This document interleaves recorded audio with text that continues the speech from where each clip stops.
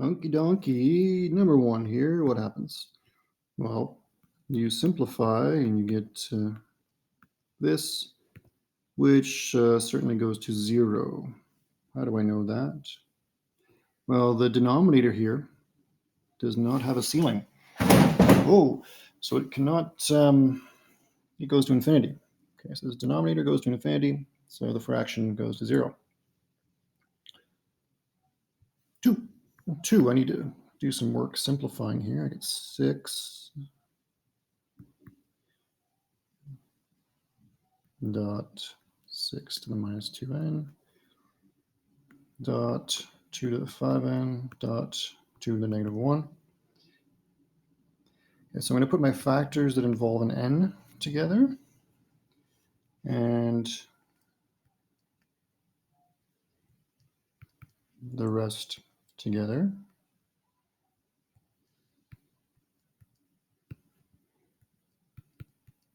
Like so.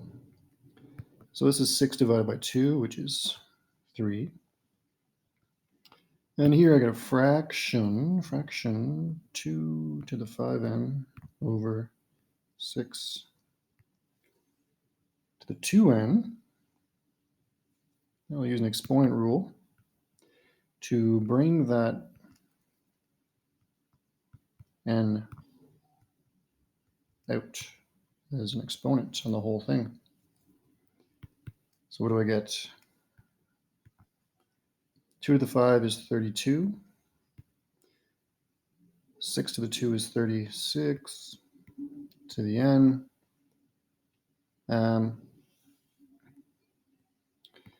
So this is going to 0. Why do I know that? Well, I look at my little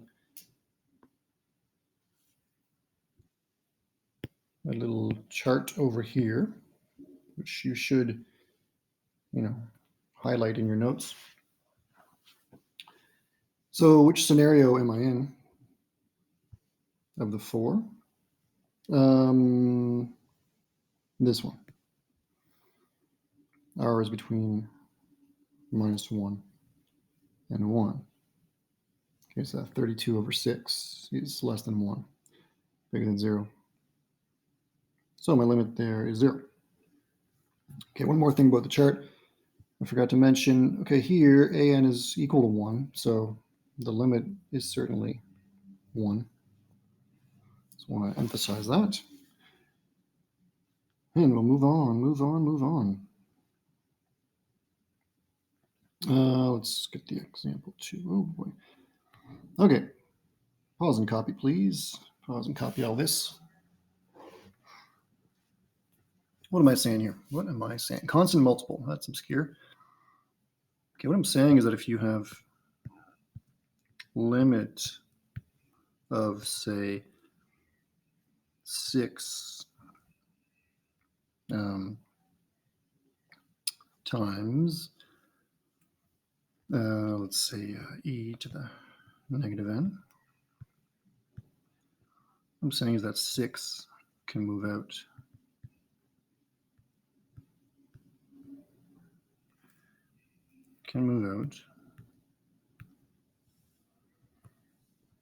So this is an example here.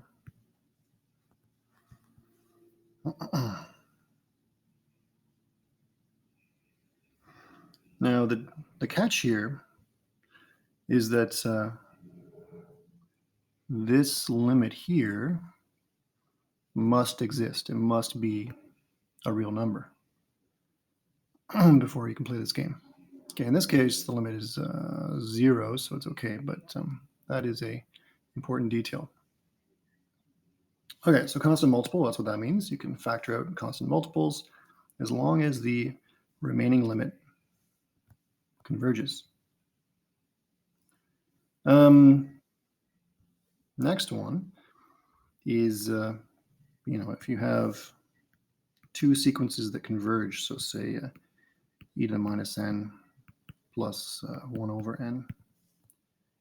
Okay, you can do these limits separately, like so. Okay, but that's only possible if the two individual limits converge. Okay, likewise, if you have a product of limits or a product of sequences, okay, you will get kind of what you expect. If you have a fraction, that's a bit different. You have some extra conditions, okay, to make sure nothing too strange happens. Okay, we're trying to avoid division by 0 here. Okay, some examples to illuminate. Let's do one right here. Lim an is lim 1 over n minus 1 over n squared. And then I can use my property number 2 to get limit 1 over n minus lim 1 over n squared. And that is going to be 0 minus 0. So I get 0.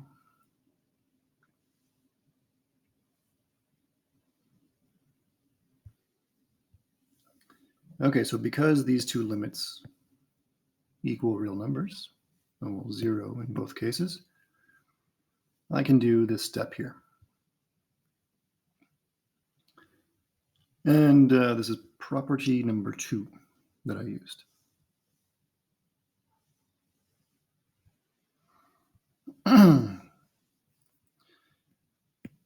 Two.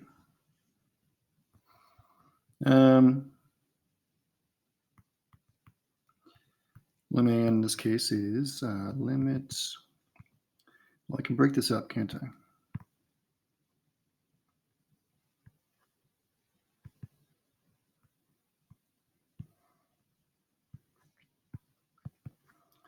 And that is limit 2 over 3 to the n plus 1. Now I can break this up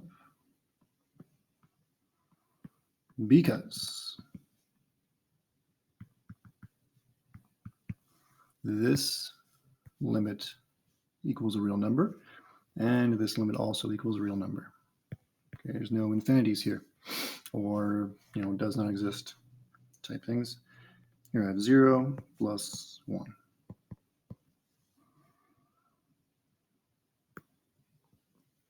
So we're going to use property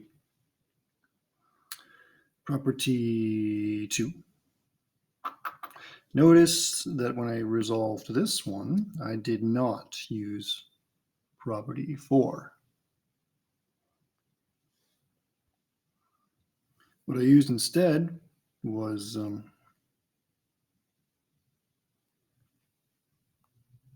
the fact that 2/3 is between -1 and 1. Okay, using this chart again. So this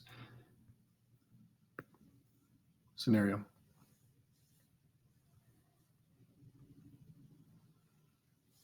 Three. 3, 3, 3, 3, 3, 3, 3. Oh boy. What do I want to do here? I don't want to use property 4 because the top is going to minus infinity and the bottom is going to plus infinity. Lim an. Let's see.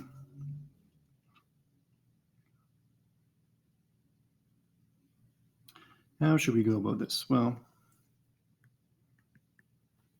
what I'm going to allow you to do is focus on the dominant terms.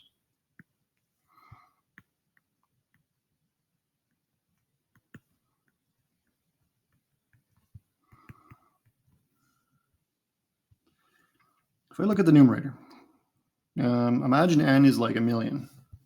Okay, these two terms are tiny compared to this term. Okay, so the only thing that matters on top, remember, n is going to infinity. The only thing that matters on top is the n cubed term. Similarly, on the bottom, the n cubed term. It's the only thing that matters. So this is equal to limit minus 20 n cubed over 12 n cubed. Okay, the reasoning is that when n gets very large, which it is, n is going to infinity, we just drop the terms that don't matter. Now, you have to make sure that your limit is there. If your limit's not there, this equal sign is totally wrong. Okay, so simplifying, we get limit, what is that? Minus 5 over 4. So we get minus 5 over 4. Sorry. That should be a 3, not a 4.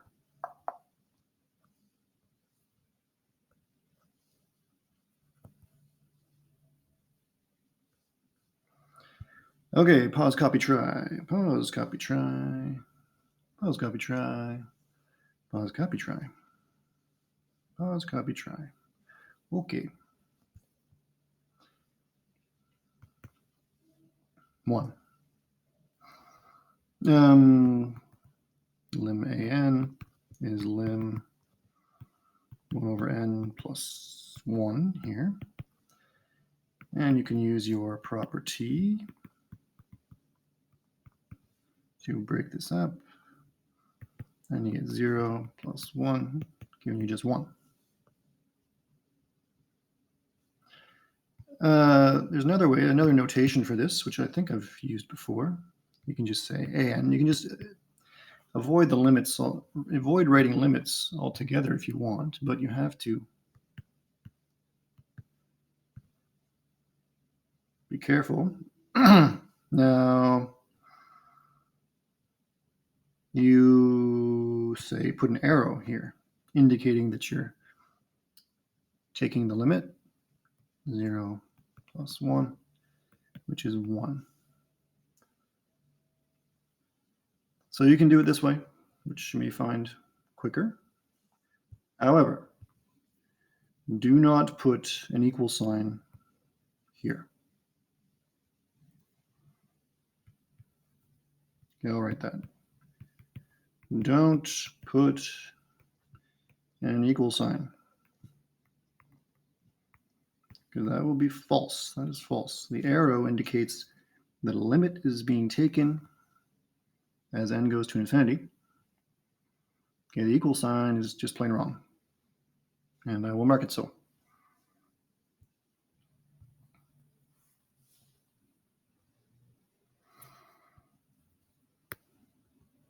Two.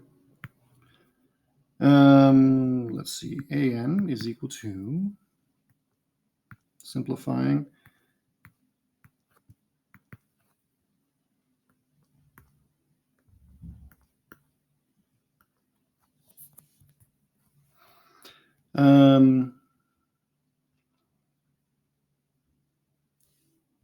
so how should I do this one? Well, just thinking, first of all.